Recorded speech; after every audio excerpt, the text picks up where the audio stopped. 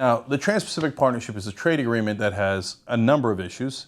It really affects our national sovereignty. Corporations can sue us and take us to an international court where they can overthrow our local environmental laws, labor laws. And again, if you're a conservative, you should be outraged by that. How dare they tell you what to do in Texas, right? It's taken away U.S. sovereignty, Texas sovereignty, all the state sovereignty. But of course, President Obama is in favor of it anyway. Look, if you're paying attention, this shouldn't be a surprise to you. President Obama and the establishment Democrats are massively pro-corporation. So they'll do some good things. We'll change healthcare a little bit. Finance, we'll throw a fig leaf on it while it's still a ticking time bomb, right? We got a new good face on all this, and we'll call it change, we'll call it historic. But, the marching band goes on, right? So corporations still getting all the breaks. And that's built into this trade agreement. Now, how do we know? Well, it turns out, now there's many different reasons, the details of which have leaked and I just told you about.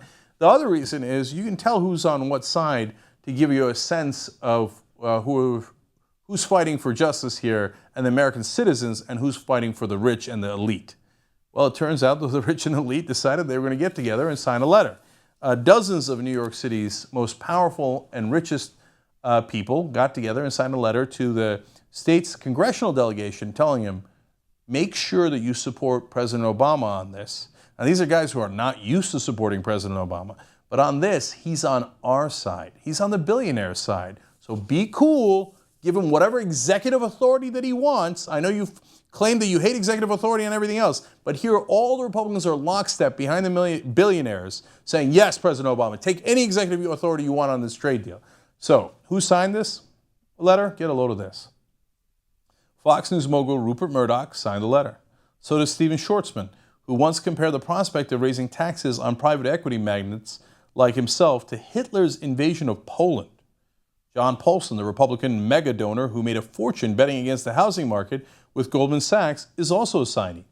So is vulture investor Wilbur Ross, who spent six figures to support GOP nominee Mitt Romney in 2012 and has backed such conservative hardliners as Senator Tom Cotton and former Representative Allen West. Now, you think these mega donors to the Republican Party are supporting Obama because it's the right thing to do and they feel patriotic? No, please understand. When it comes to issues like this, the economy, who's going to win, who's going to lose these economic benefits, President Obama is not remotely progressive.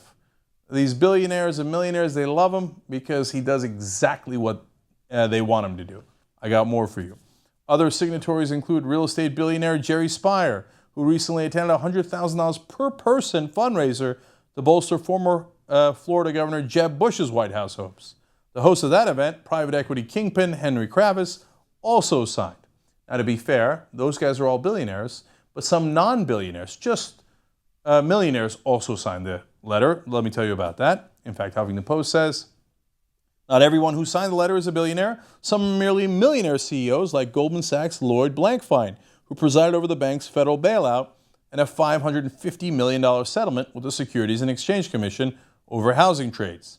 Fellow bailout recipient Jamie Dimon of JP Morgan Chase also signed the letter. So all those giant banks who cry, oh, Obama, he's so mean to us, they turn around and they tell the Republicans, hey, make sure you support Obama.